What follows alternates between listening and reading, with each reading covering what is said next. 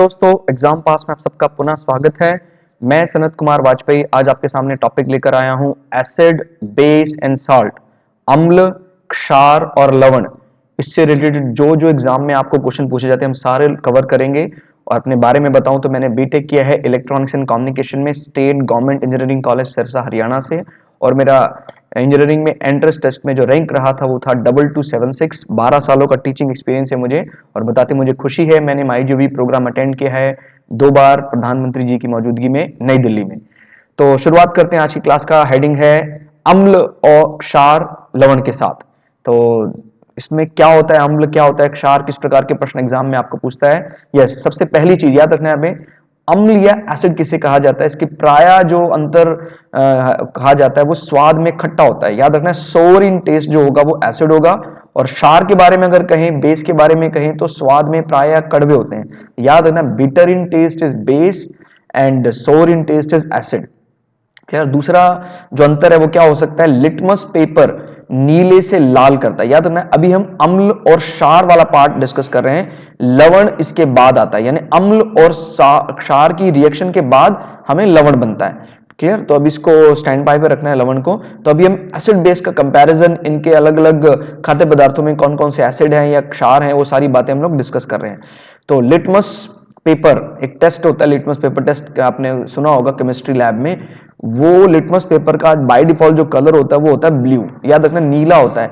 अगर इसमें कुछ अम्ल की बूंदें डाल दें नीले में तो ये अगर नीले से लाल हो जाए तो वो अम्ल होगा, डेफिनेटली श्योर हो गया है। और अगर वो लिटमस पेपर लाल हो गया है, उस पर कुछ क्षार की बूंदें डाल दें तो नीला हो जाएगा। एक बात याद रखना है, नीले लिटमस पेपर पर क्षार का कोई प्रभाव नहीं पड़ता है, इसी प्रकार से लाल लिटमस पेपर पर अम्ल का कोई प्रभाव नहीं पड़ता है। क्लियर? तो इस बात को एकदम दिमाग में क्लियर रखना है कि किस प्रकार से चेंज करता है। याद रखना है कैसे आसानी से याद रहेगा।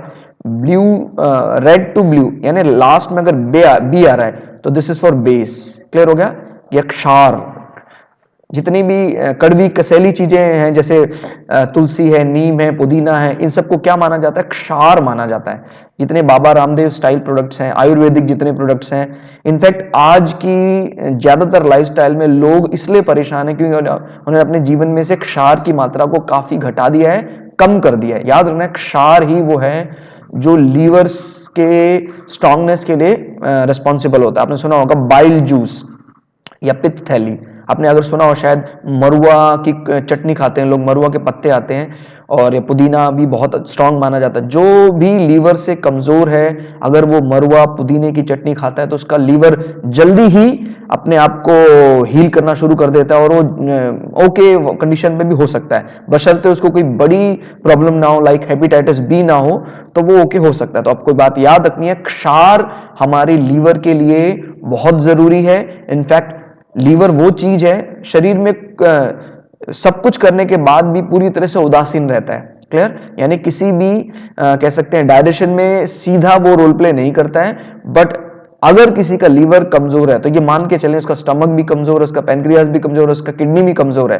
तो लीवर मजबूत तो काफी चीजें मजबूत। और आपने शायद इसको मोटिवेशनल लेवल पर भी सुना होगा, कमांडिंग अफसर आर्मी में कई बार इस्तेमाल करते हैं कि जिसका जिगर मजबूत है, जिसका लीवर मजबूत है, वो जंग में दुश्मन के होश उड़ा सकता है। तो आपको लग रहा हो सर क्या बात कर रहे हैं, कुछ हद तक ये बात सही भी है, बिकॉज आपको जरूरत पड़ने पर ग्लाइकोजन, ग्लूकोज या इंस्टेंट एनर्जी कहां से रिलीज हो सकती है इमरजेंसी में, लीवर के समय वो स्टोर करके रखता है। तो इस बात को ध्यान रखना है लीवर को मजबूत करने के लिए। और आज ज्यादातर लोग परेशान किस लिए हैं, क्योंकि उनका लीवर कमजोर है, और लीवर को स्ट्रांग करने के लिए आप क्षार चीजें भोजन में बढ़ाएं तो काम चल सकता है। जितने भी आज के लाइफस्टाइल में प्रोडक्ट्स हैं अनवांटेड, उन सब में एसिड की मात्रा ज्यादा होगी। आपने सुना होगा ये दिल मांगे मोर, ठंडा मतलब कोका कोला, ये जितने भी हैं ये सब अम्ल हैं, याद रखना है एसिड हैं, और ये एसिड ही हमें परेशान कर रहे हैं। और अगर हम भोजन में क्षार की मात्रा को लाएंगे, शामिल करेंगे,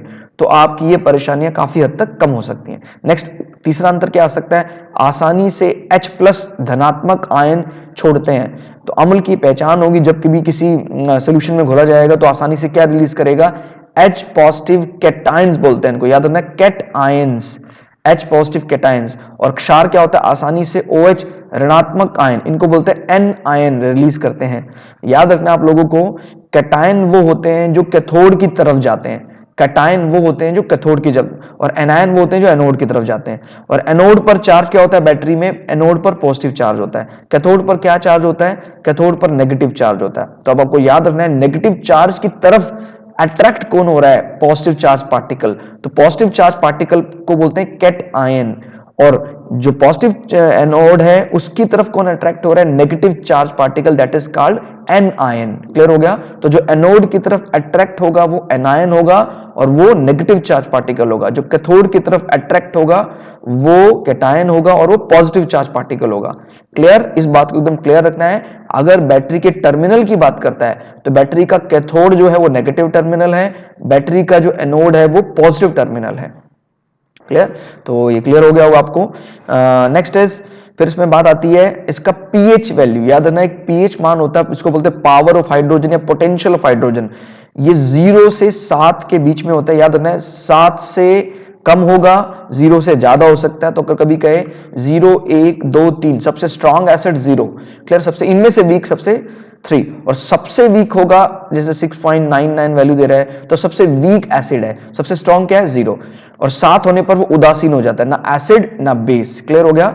तो एसिड की वैल्यू 0 से लेकर माने less than greater than equal to 0 but less than 7। Clear हो गया, greater than equal to 0 less than 7। और क्षार के लिए क्या है, greater than 7 but less than equal to 14। क्षार जो होगा वो 14 से कम भी हो सकता है, 14 के बराबर भी हो सकता है, लेकिन 7 से हमेशा ज्यादा होगा। जैसे अगर मैं आपको 4 अलग अलग बेस वैल्यू दे दूं, क्षार दे दूं, जैसे 8, 10, 12 और 14, इनमें सबसे स्ट्रॉन्ग बेस होगा 14 नंबर वाला। क्लियर हो गया। याद रखना 14 तक इसकी पीएच वैल्यू वेरी करती है, पावर ऑफ हाइड्रोजन। और पीएच जितना कम होगा ये H को उतनी आसानी से रिलीज कर देगा, H आयंस को, और पीएच जितना ज्यादा होगा H आयन को पकड़े रखेगा, OH को रिलीज कर देगा। क्लियर। नेक्स्ट इसमें ध्यान रखना है, पांचवी पहचान क्या है, अम्ल जो है रक्तचाप को बढ़ाते हैं। Acid increases the blood pressure, जितना ज्यादा एसिड आपकी बॉडी में जाएगा उतना बीपी आपका हाई होता जाएगा।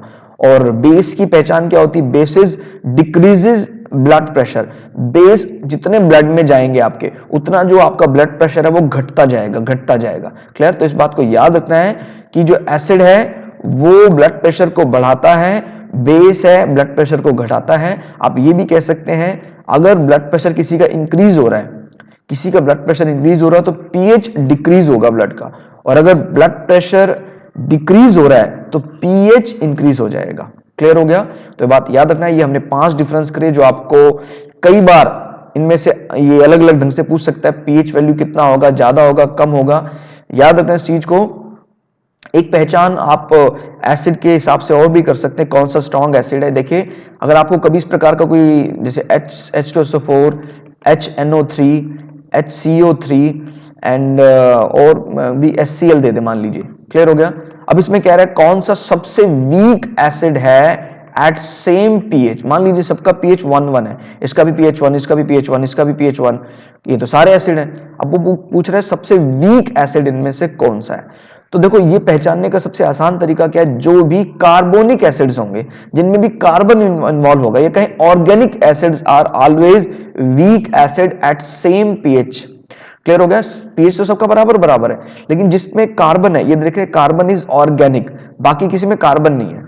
आपको ये गलती नहीं होनी चाहिए, this is chlorine, this is not carbon. HCl है ये, HCO3 है ये, HNO3 है ये, H2SO4 है। तो at same pH HCO3 is weakest among these। Clear हो गया। तो आप लोगों को बात याद रखनी है, organic acids are weak acid as compare to inorganic acid. ये सब इनऑर्गेनिक है, क्यों, इसमें कार्बन नहीं है, इसमें कार्बन नहीं है, इसमें कार्बन नहीं है। ठीक हो गया। नाउ नेक्स्ट इज, अब हमें इसके कुछ उदाहरण कौन कौन से एसिड हैं, क्या क्या इनके उपयोग हैं, पेपर में आते हैं वो लिख। तो HCl बहुत कॉमन एसिड माना जाता है, किस किस काम आता है HCl, हाइड्रोक्लोरिक अम्ल बोलते हैं इसको, अचार बनाने में प्रयोग, यानी पिकलिंग एजेंट। आपके घर में आपकी मम्मी जी को, आपके दादी अम्मा को, आपके नानी जी को, किसी को भी अचार बनाना आता है, इसका मतलब वो एक प्रकार के जूनियर साइंटिस्ट कह सकते हैं आप उसको। बिकॉज आपको पता है फूड को प्रिजर्व करना दुनिया में सबसे मुश्किल टास्क माना जाता है, यानी किसी भोजन को सुरक्षित रखना। और आपको पता है अचार भी एक प्रकार का फूड पार्ट ही है, यानी आम है, नींबू है और गाजर है। और आपको पता होगा आपके घर में कई अचार ऐसे भी हैं जो 20-20 साल पुराने हैं और कई बार तो 50 साल पुराना अचार है लेकिन वो खराब नहीं हुआ। तो आप अंदाजा लगाएं, कोई रिप्यूटेड कंपनी है, उसके पैकेट में लिखा होता है बेस्ट बिफोर 1 ईयर या बेस्ट बिफोर 9 मंथ्स। आपने घर पे आपकी दादी अम्मा ने कोई अचार बनाया है, वो अचार आज भी सुरक्षित है, यानी 50 ईयर्स तक भी वो खराब नहीं हो रहा है। कमाल का प्रिजर्वेटिव है। ऐसा प्रिजर्वेटिव साधारणतः बनाना बहुत ही मुश्किल काम है और आपके घर में आपकी मम्मी ने, आपकी दादी ने, आपके घर में अगर कोई ऐसा बनाना जानता है तो आप मान के चले he is a junior scientist. Clear हो गया? बिकॉज आप इसको अगर पढ़ेंगे तो इसको बोलते हैं फर्मेंटेशन। फर्मेंटेशन या किडवन, बिना किडवन प्रोसेस के अचार नहीं बनेगा। और जब अचार बन रहा है आपके घर में, इसका मतलब ही आपने केमिकल प्रोसेस का सहारा लिया है। ठीक हो गया? तो इस चीज को प्राउड करना है, प्राउडली बताना है कि मेरी मम्मी जी, मेरी दादी जी अचार बनाना जानती हैं, माने फर्मेंटेशन के प्रोसेस को जानती हैं। और अचार तभी बचेगा आपके घर में जब वो HCl बनेगा। क्लियर हो गया? उसमें हम जैसे नमक डाल देते हैं, चीनी डाल देते हैं, जो एसिड बनता है वो उसको 20-20-30, यानी इसके अंदर बैक्टीरिया तो पनपता है लेकिन वो बैक्टीरिया पुनः इस एसिड के कारण मर जाता है। और कई बार ऐसा होता है कि आपको पता भी होगा, आपके दादी अम्मा को ये तरीका पता है, कई बार अचार खराब होने लग जाता है तो उनको एक टेक्निक क्या होती है, उसमें थोड़ा सा और नमक मिलाते हैं, थोड़ा सा और चीनी मिलाते हैं और उसको धूप में 1-2 दिन के लिए रख देते हैं और उसके बाद फिर वो एकदम ओके हो जाता है। क्लियर? तो ये ध्यान रखना है इस चीज को कि वो बैक्टीरिया पनप सकता है लेकिन अगर वो पुनः उसको HCl की मात्रा बढ़ा दे तो बैक्टीरिया मर जाएगा और वो अचार आपका सुरक्षित रहेगा। क्लियर? और किस काम आता है HCl? Bathroom toilet cleaner. आपको बाथरूम टॉयलेट को साफ करने के लिए जो एसिड इस्तेमाल किया जाता है वो कौन सा एसिड है? याद रखना है वो एसिड जो है वो HCl है, हाइड्रोक्लोरिक एसिड। क्लियर हो गया?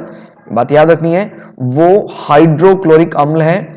और सुनने में हैरान परेशान करता है कि आपके जो, इसको ठीक कर लीजिएगा, ये टाइपिंग मिस्टेक है।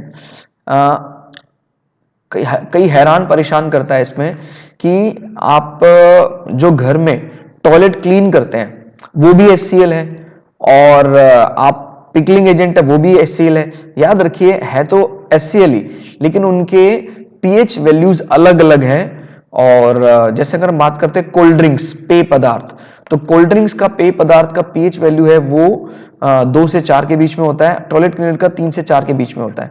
क्लियर हो गया? और कोल्ड ड्रिंक में HCO3 होता है और टॉयलेट क्लीनर में HCl होता है, थोड़ा ध्यान रखिएगा। और next is tanning of leather. Leather की सफाई करने में या लेदर को टैन करना यानी बैक्टीरिया फ्री करना। जैसे किसी जानवर की खाल जो है वो आपको पता वही लेदर कहा जाता है, उसको निकालने के बाद सुखाते हैं, उसके बाद उसको एसिड में डिप करके रखते हैं, एसिड में डुबो कर रखते हैं कुछ दिनों के लिए ताकि उसका बैक्टीरिया और फंगस पूरी तरह मर जाए। तो कभी के इस प्रकार से प्रोसेस किया हुआ लेदर ही पहनना चाहिए। अगर वो नहीं आपने प्रोसेस किया तो फिर आपके शरीर में, आपके पैर में फंगल इन्फेक्शन हो सकता है जो खतरनाक स्तर पर बढ़ सकता है, जिससे आपको एथलीट फुट नामक बीमारी भी हो सकती है। तो इसलिए याद रखना टैनिंग किया हुआ लेदर ही पहने। और स्टमक एसिड भी कहा जाता है इसको, याद रखना HCl को स्टमक एसिड भी कहा जाता है। क्वेश्चन क्या आया? आपके पेट में बनने वाला अम्ल HCl, और कई प्रकार के मेडिसिन में होता है, कफ मेडिसिन में होता है ये सिरप में, hydrochloric acid. Now next is H2SO4 sulphuric, hydrosulphuric acid. तो ये किस में होता है? ये एसिडिक रेन में, अम्लीय वर्षा का मुख्य अम्ल। याद रखना है शहरों का मुख्य पॉल्यूटेंट माना जाता है सल्फर डाइऑक्साइड, और सल्फर डाइऑक्साइड ऑक्सीजन और पानी के साथ मिलकर सल्फ्यूरिक एसिड बनाती है।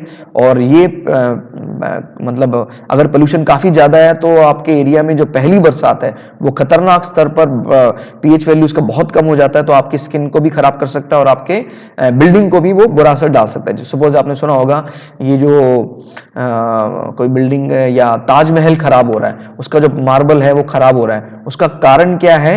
वो एसिड रेन, अम्ल वर्षा के कारण वो डिके होता है या पीलापन उसमें पड़ता जा रहा है। क्लियर हो गया। अगर ये बहुत ज्यादा हो जाता है पोल्यूशन तो कई बार पहली दूसरी बरसात में येलो और पिंक कलर भी नजर आता है। क्लियर, ड्रॉपलेट्स भी बड़े बड़े गिरते हैं। पानी की बूंदें बड़े होने का कारण क्या होगा कि उसमें ज्यादा मात्रा में एसिड बन गया है, और एसिड बनने के कारण वो जो बूंदें हैं वो बड़ी होना शुरू हो जाती है। बिकॉज सरफेस टेंशन या पृष्ठीय तनाव जब कभी भी घटेगा, इसका मतलब बूंदों में अम्ल है जो उसको गर्म कर रहा है, और गर्म करने का मतलब चीज फैलती है। क्लियर हो गया। तो ये बात याद रखनी है, पहली दूसरी बरसात में प्राय नहाना वर्जित होता है, नहीं नहाना चाहिए। और वो अगर वो सीजन में 2-3 बार बरस चुका है फिर आप उसको उपयोग में ला सकते हैं। Next is Surf detergent powder. Clear हो गया। तो आपके घर में जो डिटर्जेंट पाउडर है, सर्फ एक्सेल, एरियल, इन सभी में भी क्या होता है, सल्फ्यूरिक एसिड, और ये हल्का भी हो सकता है और माने सांद्र भी हो सकता है और तनु भी हो सकता है। अगर आपने बहुत महंगा कोई इस्तेमाल किया है डिटर्जेंट पाउडर तो वो तुरंत इस्तेमाल करने के लिए होता है, याद रखिए, डालें और तुरंत कपड़ा निकाल लें।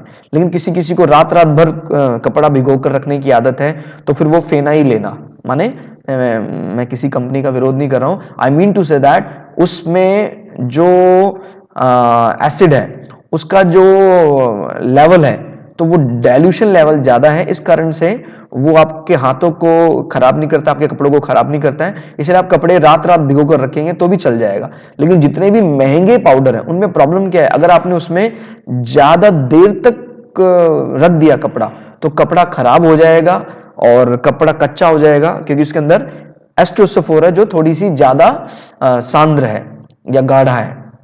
नेक्स्ट इज बैटरी के अंदर कौन सा एसिड होता है, सल्फ्यूरिक एसिड होता है, बैटरी एसिड कहा जाता है। आपके घर में जो भी इन्वर्टर बैटरी है, जो एसिड बैटरी, उनके अंदर H2SO4 होगा। और वाइन टेस्ट याद रखना, एक ब्लोअर मशीन होती है शराबियों को टेस्ट करने के लिए, ट्रैफिक पुलिस के पास एक ब्लोअर मशीन होती है। उस ब्लोअर मशीन में कभी पेपर में आ जाए कौन सी रिएक्शन होती है, एसिड बेस रिएक्शन होती है, अम्ल क्षार अभिक्रिया होती है। जैसे ही वो व्यक्ति उसमें हवा करता है, याद रखिए कई कई बार कोई व्यक्ति ने ड्रिंक किया है, शराब पिया है, बट उसके मुंह से बदबू नहीं आती है। इस कंडीशन में पुलिस वाले क्या करते हैं, उसको ब्लोअर मशीन में, अगर ऐसा लगता है कि कुछ दिक्कत है तो ब्लोअर मशीन में उसको वो हवा करने के लिए बोलते हैं।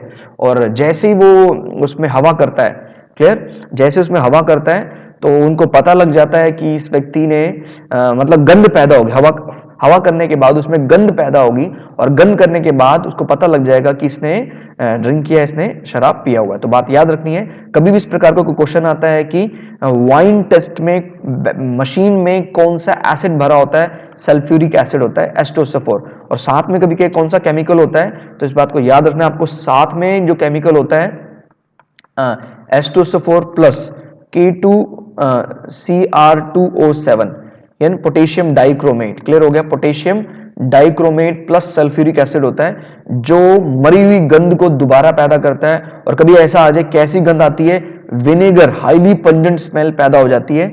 अगर माने 99% तो ये टेस्ट सही होता है, बट समटाइम ये टेस्ट गलत भी हो सकता है। गलत कब, जब कोई व्यक्ति ने कोई कफ सिरप पिया हुआ है जिसमें कोई अल्कोहल है और ज्यादा मात्रा में उसने कफ सिरप पी रखा है और वो ड्राइव कर रहा है, और पुलिस वालों को ऐसा आभास हो रहा है कि इसने शराब पी रखी है। अगर वो उसको ब्लोअर मशीन में हवा मारने के लिए कहते हैं और अगर उसमें वो उसने दवाई ज्यादा पी रखी है तो भी ब्लोअर मशीन उसको पॉजिटिव बताएगा कि अल्कोहल इसने इनटेक किया हुआ है। तो सम टाइम ये टेस्ट इस प्रकार से फेल भी हो सकता है, तो ये बात याद रखनी है। बट हाँ, ये जरूर है कि उसने अल्कोहल इनटेक किया हुआ है as a form of medicine और as a form of wine. Clear, तो इस बात को याद रखना है आपको कि H2SO4 ही है वो केमिकल जो एसिड बेस टेस्ट में काम आता है। नाउ नेक्स्ट इज, बात कर लेते हैं नाइट्रिक अम्ल की, HNO3 विस्फोटक। क्लियर हो गया, जितने भी विस्फोटक हैं जो कई प्रकार के, आपको पता होगा कि ये स्लीपर सेल रहते हैं जो आतंकवादी रूप में यहाँ रहते हैं, तो आपको ध्यान रखना है इनके पास जब कभी छापेमारी होती है, स्लीपर सेल जिनको कहा जाता है, गुप्त रूप से देश में रहते हुए देश का हित करना चाहते हैं जो लोग, उनके पास कई बार छापेमारी होती है तो बहुत अधिक मात्रा में नाइट्रिक एसिड या फिटकरी, इस प्रकार की चीजें मिलती है जिनसे वो क्या बना सकते हैं, एसिड, और एसिड की मदद से वो कोई एक्सप्लोसिव बना सकते हैं। तो आपको बात याद रखनी है, सबसे कॉमन जो माना जाता है विस्फोटक बनाने के लिए वो है नाइट्रिक अम्ल, और ये इसी कारण से किसी साधारण व्यक्ति को मिल पाना थोड़ा कठिन माना जाता है। अगर आपको नाइट्रिक एसिड खरीदना है तो आपके पास लाइसेंस होना चाहिए, यानी मतलब आप किसी गवर्नमेंट अथॉरिटी में पढ़ाते हैं, टीच करते हैं, या कुछ ऐसे लैब इंस्पेक्टर है या ड्रग्स के कोई सप्लायर है, तो अगर आप ऐसा करते हैं तो ही आपको ये इशू किया जाएगा। और अगर ये चोरी होता है तो इसका बकायदा इसका प्रूफ होना चाहिए, एफआईआर होना चाहिए, अदरवाइज आपके खिलाफ भी एक्शन हो सकता है। तो ध्यान रखना है, विस्फोटक बनाने में काम आता है, लाइक डायनामाइट है, टीएनटी है, आरडीएक्स है। क्लियर हो गया? इसका फुल फॉर्म याद है ना, ट्राई नाइट्रोटोल्यून, और RDX is research and developed explosive. Clear हो गया? Full form of RDX is research and developed explosive, और ये इसका फॉर्मूला है C6H6N6O6। जितना सीधा दिख रहा है उतना सीधा है नहीं, बहुत टिपिकल है। RDX is very very dangerous.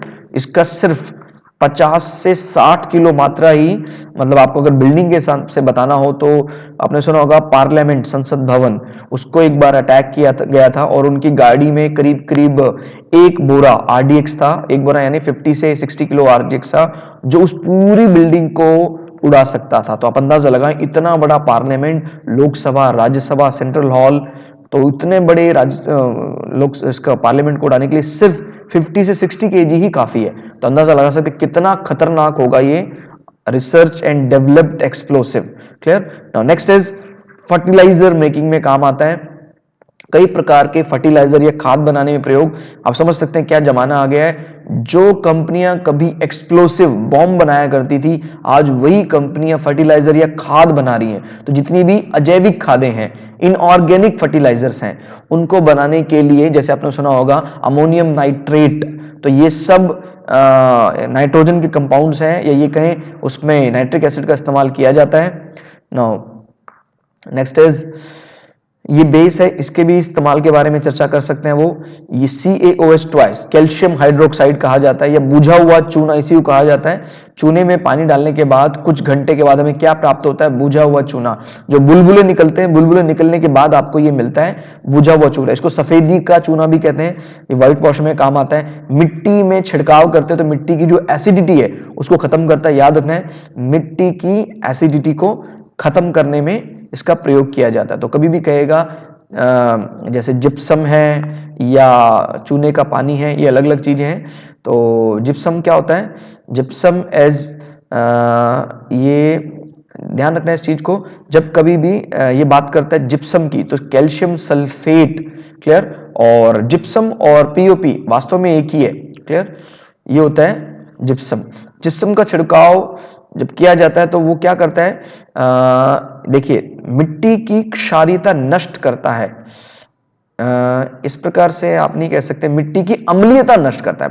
इसको थोड़ा ठीक कर लीजिए, मिट्टी की अम्लीयता नष्ट करता है, माने क्षारीयता करता है मिट्टी को, क्षार की खुद ही एक क्षार है, और ये जब छिड़काव करते हैं ये खुद एसिडिक प्रॉपर्टी रखता है, तो ये क्षारीयता नष्ट करता है। तो थोड़ा सा ध्यान रखिएगा, मिट्टी में जिप्सम का छिड़काव करने पर मिट्टी एसिडिक होगी, यानी क्षारीयता उसकी नष्ट हो जाएगी, और मिट्टी में चूने का पानी का छिड़काव करने पर उसकी जो एसिडिटी है वो खत्म हो जाएगी और क्षारीयता आ जाएगी, क्योंकि ये खुद क्षार है और ये एसिडिक प्रॉपर्टी रखता है। पानी में मिलने के बाद ये एसिड बनाएगा।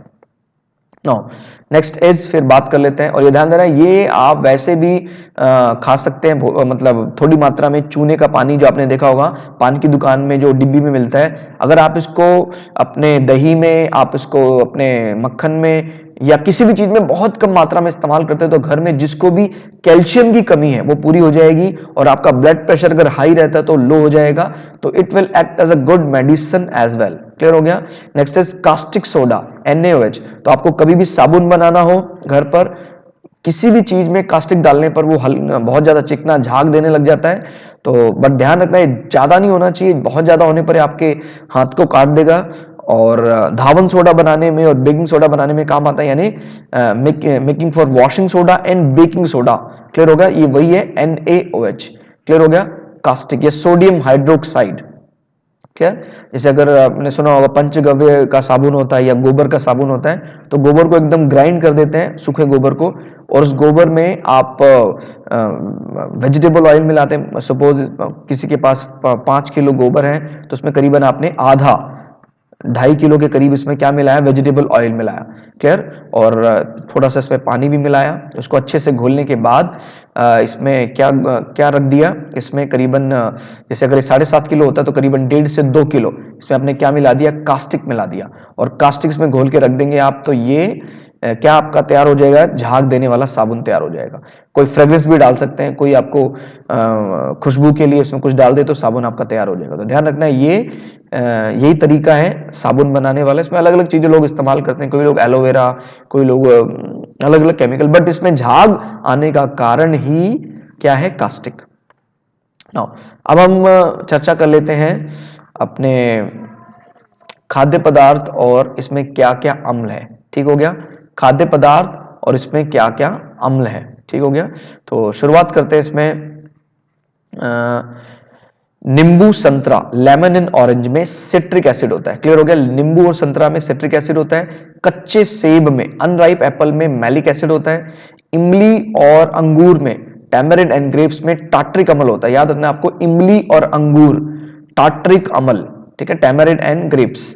एंड सिरका, वेनेगर में एसिडिक अम्ल होता है, एसिटिक अम्ल।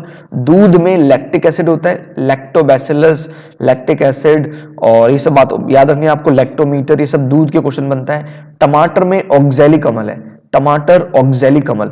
चींटी का जहर, बिच्छू का जहर, चींटी को काटने पर, मतलब आपने सुना होगा एक बुलेट आंट होती है, आर्मी आंट, बुलेट आंट्स, इनको काटने पे असहनीय पीड़ा होती है। इसका कारण, ये बिच्छू काटने में जहर, ये सब फॉर्मिक एसिड के कारण। इसी का अल्टरनेट नेम है मेथेनोइक एसिड। याद रखिए, बोथ आर सिनोनिम्स, चाहे वो फॉर्मिक एसिड कह ले, ये ध्यान रखिएगा, ये है फॉर्मिक एसिड, या वो मेथेनोइक एसिड कह ले, एक ही बात है। तो कभी भी कहे चींटी बिच्छू का जहर में अगर ये ज्यादा दर्द हो रहा है तो ये हाईली कंसंट्रेटेड है, बहुत ज्यादा सांद्र है। अब नहीं दर्द हो रहा है, कम दर्द हो रहा है तो तनु है। ठीक हो गया, तो इस बात को दिमाग में अच्छे से ध्यान रखना है। नाउ अब हम कुछ चीजों का पीएच वैल्यू डिस्कस करना चाहते हैं। PH value, power of hydrogen या पोटेंशियल ऑफ हाइड्रोजन, बैटरी में जो आप इस्तेमाल करते हैं, जो घर में आपके बैटरी है इन्वर्टर बैकअप देने के लिए, उसका पीएच बहुत खतरनाक स्तर पर होता है, 0 से 1। यानी अगर ये किसी के हाथ में गिर जाए तो बहुत ज्यादा संकट आ सकता है, चेहरे पर गिर जाए बहुत भयंकर संकट आ सकता है। और जो पेट का अम्ल है, याद रखिए, पेट का अम्ल, उदर का अम्ल या पेनक्रियोटिक एसिड, याद रखना पेनक्रियोटिक एसिड ही है जो HCl को कुछ समय के लिए हाईली कंसंट्रेटेड बना देता है। पेट में देखिए आप 1.2 से 2 तक पीएच वैल्यू चली जाती है। यानी जो आपके बैटरी का एसिड है वो 3-4 साल के बाद जब बैटरी बेकार हो जाती है तभी भी उसका एसिड बहुत खतरनाक होता है, और आपका पेट का अम्ल करीब करीब उतना ही हो जाता है। तो अगर आपके पेट का अम्ल पेट से निकालकर आपके चेहरे पर डाल दें तो आपका चेहरा झुलस जाएगा, लेकिन वो आपकी पेट की थैली में सुरक्षित है। तो आप समझ सकते हैं कितना खतरनाक है पेट का अम्ल, लेकिन वो जरूरी भी है। अगर पेट का अम्ल हाई एसिडिक नहीं होगा तो आपका फूड डाइजेस्ट नहीं होगा। ठीक हो गया, तो याद रखना शरीर में एसिड भी होना चाहिए, शरीर में बेस भी होना चाहिए। क्लियर। नाउ नेक्स्ट इज नींबू सिरका, इसका पीएच वैल्यू 2.2 से 3.4 तक होता है। संतरा और शराब, याद रखना 3.2 से 3.9 तक होता है। क्लियर हो गया, 3.2 से 3.9 तक। टमाटर और बियर, पीएच 4 से 4.4 तक होता है इसका। क्लियर। और काली कॉफी, काली कॉफी, ब्लैक कॉफी जो होती है ये 4.5 से 5.5 तक होती है। ब्लैक कॉफी वो लोग पीते हैं जो लोग का पीएच वैल्यू, मतलब जो जिसका बीपी लो होता है, तो उसको काली कॉफी पीने से तुरंत राहत मिलती है, बिकॉज इसका पीएच लो है, तो आपका ब्लड प्रेशर हाई कर देगा लो को। और लार यानी स्लाइवा में और गाय के दूध में एसिडिक प्रॉपर्टी होती है, पीएच 6.4 से 6.8 होता है। जो भैंस का दूध माना जाता है स्लाइटली बेसिक माना जाता है, 7.1 7.2। क्लियर। बट गाय के दूध को स्लाइटली एसिडिक माना जाता है। आसुत जल, डिस्टिल्ड वाटर, सबसे जो जल की शुद्ध अवस्था है उसको क्या माना जाता है, आसुत जल, डिस्टिल्ड वाटर। उसका पीएच वैल्यू कितना होगा, 7। ना तो वो एसिडिक होगा ना वो बेसिक होगा। तो इस बात को याद रखना है कि ये ही जल की सबसे शुद्ध अवस्था मानी जाती है, आसुत जल। नाउ नेक्स्ट इज, इसमें बात कर लेते हैं रक्त और मूत्र की, ब्लड और यूरिन। तो pH है इसका 7.3 से 7.5। याद रखिएगा किसी किसी का यूरिन एसिडिक भी हो जाता है 6 पॉइंट, समटाइम इसलिए लिखा होता है 6.8 से 7.5 तक। क्लियर? तो ये ध्यान रखना, अगर यूरिन में, वैसे यूरिन जो है मुख्य रूप से उदासीन होना चाहिए, बिकॉज यूरिया होता है उसमें सबसे ज्यादा पेशाब में, तो उदासीन होगा। लेकिन अगर उसमें यूरिक एसिड की मात्रा ज्यादा है तो वो जाएगा 6.8 की तरफ, और उसमें अमोनिया ज्यादा है तो वो जाएगा 7.5 की। दोनों ही कंडीशन में वो ठीक नहीं है। अगर आपका यूरिन जो है वो एकदम 7 के नजदीक अप्रोच कर रहा है, क्लियर हो गया, जैसे 6.99 या 7.11, तो यू आर वेरी गुड, मतलब आपका शरीर जो है वो बैलेंसिंग स्टेट में है। अगर वो बढ़ रहा है पीएच वैल्यू या घट रहा है, तो फिर आपके जो यूरिन में या तो एसिड बहुत ज्यादा है या बेस बहुत ज्यादा है। जिसके भी घुटनों में बहुत दर्द होता है उसको यूरिन में एसिड ज्यादा होगा। क्लियर? गठिया बाय ये सब होता है, उसको एसिड की समस्या होती है। अम्ल ज्यादा होने से गठिया बाय जल्दी होता है, तो ऐसे व्यक्ति को क्षार इस्तेमाल करना चाहिए। और जिसके भी यूरिन में बहुत ज्यादा स्मेल आती है, बहुत बदबू आती है, उसको एसिड का इस्तेमाल करना चाहिए, वो बेस बढ़ गया है। क्लियर? तो ये बात याद रखनी है थोड़ी सी। नाउ महासागर का जल, ओशियन वाटर, उसका पीएच 8 होता है। याद है ना आप चीज को, ओशियन वाटर पीएच 8 पर पाया जाता है वो। और बेकिंग सोडा, इनो, क्लियर हो गया, बेकिंग सोडा और इनो। बेकिंग सोडा का मतलब है NaHCO3, क्लियर, सोडियम, क्लियर हो गया, सोडियम हाइड्रोजन कार्बोनेट या सोडियम बाइकार्बोनेट भी कह सकते हैं। पीएच 9.2 से 9.5 तक होता है। और चूने का पानी, साबुन का पानी, पीएच 10.5 से pH 12.5। Lime water and soap water, clear हो गया, पीएच 10.5 से पीएच 12.5 होता है। और caustic soda, sodium hydroxide, caustic soda is pH 14 पर होता है। ये कास्टिक सोडा पीएच 14 पर पाया जाता है, कास्टिक सोडा। नाउ नेक्स्ट, अब बात आती है अम्ल की। क्लियर? एसिड और बेस मिलने के बाद क्या बनता है? लवण बनता है या साल्ट बनता है। क्लियर? तो ये क्या होता है? अम्ल और क्षार के मिलने पर उदासीनीकरण अभिक्रिया में लवण बनता है। तो ये बात आपको याद रखना है, जब एसिड और बेस मिलेंगे, क्लियर, जब एसिड और बेस मिलेंगे तो कौन सी अभिक्रिया होगी? उदासीनीकरण। ना वो एसिड रह जाएगा ना वो बेस रह जाएगा, वो लवण बनेगा, साल्ट बनेगा, और इस अभिक्रिया का नाम होता है उदासीनीकरण। तो इसमें कौन से लवण है और पेपर में क्या इसके यूजेस आते हैं? Simple salt. सिंपल साल्ट का मतलब है एक एसिड और एक बेस मिलेगा तो एक साल्ट और वाटर बनेगा। Clear? 1 acid plus 1 base is equal to salt plus water.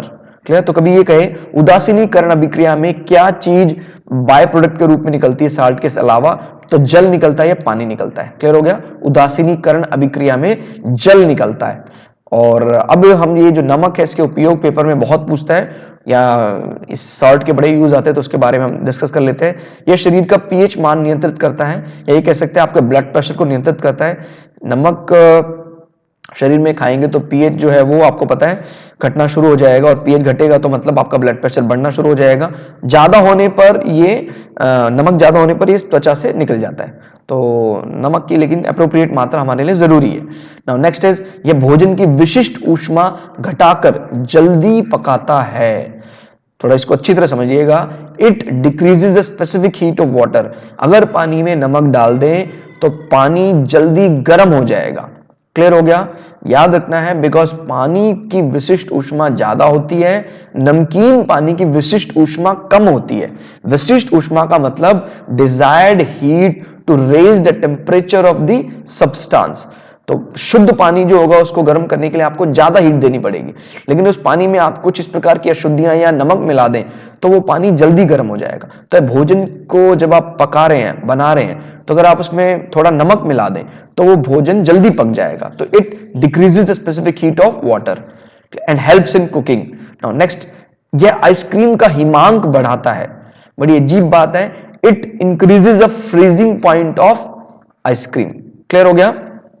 याद रखना इस चीज को। जो आइसक्रीम है, आइसक्रीम का मतलब एक प्रकार का क्रीम या ऑयल या फैट।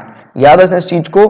मेनली दिक्कत आइसक्रीम के क्रीम पार्ट को जमाने में होती है, या ऑयल वाले पार्ट को जमाने में होती है, या फैट पार्ट को जमाने में होती है। क्लियर हो गया? तो क्या बोल रहा है? It increase the freezing point. याद रखना है, it increases the freezing point of ice cream. ठीक हो गया। इसका मतलब यह है कि अगर आइसक्रीम वाला जो बाहर आइसक्रीम बेच रहा है, बाहर गर्मी हो रही है, तो अगर उसमें वो नमक की थैलियां साथ रख देगा तो वो उसका हिमांक जो है, हिमांक यानी जिस पर वो बर्फ जमा रहता है वो बढ़ा देता है, यानी अगर तापमान थोड़ा ज्यादा भी हो जाएगा तभी भी वो जमा रहेगा। क्लियर होगा, आइसक्रीम जमी रहेगी। तो ये कमाल है नमक का। बट दिमाग में याद रखना है, it is not water related ice cream, it is oil related या फैट रिलेटेड क्रीम। और बर्फ के केस में या पानी के केस में किस प्रकार से काम करता है, यह बर्फ का गलनांक घटाता है। It decreases the melting point of snow. भाई जैसे बर्फ की कई जगह सफाई होती है, आपने देखा होगा, जहां बर्फ की सफाई चल रही है कहीं, मतलब स्नोफॉल होता है किसी एरिया में, तो जैसे फरवरी से शुरू हो जाता है साफ करना, फरवरी से मार्च से शुरू कर देते हैं, तो क्या होता है कई बार फरवरी में आप साफ करते हैं, दोबारा से बर्फ जम जाती है, तो हम क्या करते हैं, साफ करने के बाद उस रोड के किनारे पर नमक की थैलियां डालते जाते हैं ताकि उस एरिया में पानी दोबारा से बर्फ में कन्वर्ट ना हो पाए। तो क्या बोल रहा है, ये बर्फ का गलनांक घटाता है, यानी बर्फ को ठंडे तापमान में भी उस पानी वाली बर्फ को पिघला देगा। ये कमाल किसका है, नमक का। तो आप लोगों को बात याद रखनी है, नमक क्रीम के साथ अलग बिहेव करता है और वाटर स्नो के साथ अलग बिहेव करता है। नाउ नेक्स्ट इज, इसमें यूजेस पूछ सकता है मिक्स सॉल्ट के, या मिक्स सॉल्ट क्या है, तो याद रखना कैसे बनता है मिश्रित लवण, दो लवण और एक क्षार, या दो क्षार और एक लवण अगर मिलते हैं तो मिश्रित लवण बनता है। क्लियर हो गया, either two acid one base और two base one acid becomes mix salt. Clear हो गया। तो मिक्स सॉल्ट का सबसे बेहतरीन एग्जांपल है कैल्शियम ऑक्सीक्लोराइड या कैल्शियम हाइपोक्लोराइड भी इसी को बोलते हैं, याद रखना है, कैल्शियम ऑक्सीक्लोराइड और कैल्शियम हाइपोक्लोराइड। ठीक है, इसी को बोलते हैं ब्लीचिंग पाउडर। क्लियर, उपयोग क्या है, टेक्सटाइल उद्योग में ब्लीचिंग पाउडर का काम होता है उसका जो कलर फेड करना, उसको चिकना करना। तो बात याद रखनी है, टेक्सटाइल में काम आता है। भाई नया रंग चढ़ेगा कब, जब पुराना रंग उतरेगा, तो ये काम आता है ब्लीच करने में के लिए, चिकना करने के लिए। पीने का पानी साफ करता है, याद रखना है, ब्लीचिंग पाउडर को अगर हम पीने के पानी में डाल देंगे तो क्या करेगा, क्लोरीन गैस रिलीज कर देगा और चूना नीचे बैठ जाएगा और पानी स्वच्छ, उसके अंदर जो बैक्टीरिया है वो मर जाएगा। क्लियर, तो ड्रिंकिंग वाटर डिसइंफेक्टेंट। क्लियर हो गया, तो डिसइंफेक्टेंट में काम आता है ये। और ये बात याद रखनी है कि जितने भी ये पार्क हैं, Jurassic park, water park, splash, इसमें भी जो वाटर को रिसाइकिल करते हैं वो ब्लीचिंग गैस से करते हैं। क्लोरीन गैस को ब्लीचिंग गैस कहा जाता है। तो कभी भी कौन से पाउडर से क्लोरीन गैस रिलीज कर सकते हैं, ब्लीचिंग पाउडर से ही ब्लीचिंग गैस रिलीज करते हैं। इसका मिला हुआ पानी दूधिया दूधिया सा होता है। कभी आपने टैब से लिया हो, नलके से पानी लिया हो, ब्लीचिंग प्रोसेस किया हुआ, तो जब आप नलके से पानी लेते हैं तो कुछ सेकंडों के लिए वो पानी, माने 1-2 सेकंड के लिए आपको पानी दूधिया दूधिया लगेगा, उसके बाद वो उड़ जाएगी क्लोरीन गैस, तो वो एकदम व्हाइट हो जाएगा। तो आपको बात याद रखनी है, वो क्लोरीन गैस थी जिसके कारण वो दूधिया हो गया था। नाउ नेक्स्ट इज द्विलवण क्या है या डबल साल्ट क्या है, इसके कौन से क्वेश्चन एग्जाम में आपको पूछे जा सकते हैं। डबल साल्ट, क्लियर होगा, 2 या 2 से अधिक लवण, एडिशन ऑफ 2 और मोर साल्ट। ठीक हो गया, 2 या 2 से अधिक अगर लवण मिलते हैं तो क्या बनता है, द्विलवण बनता है या डबल साल्ट बनता है। और इसमें potash alum K2SO4 Al2SO4 apostrophe 3 24H2O, तो ये फिटकरी का फॉर्मूला है। तो potash alum, potash alum. Clear, तो क्वेश्चन याद रखना, ऑप्शन में जो सबसे बड़ा फॉर्मूला होगा वही फिटकरी का फॉर्मूला होगा, उसमें सल्फेट्स होंगे, पोटाश और एलम फॉर्म में सल्फेट्स होंगे, 24 वाटर मॉलिक्यूल होंगे। तो उसके ध्यान रखना, ये 2 अलग अलग साल्ट का समूह है। क्लियर हो गया, पोटेशियम सल्फेट और एल्युमिनियम सल्फेट का समूह है ये।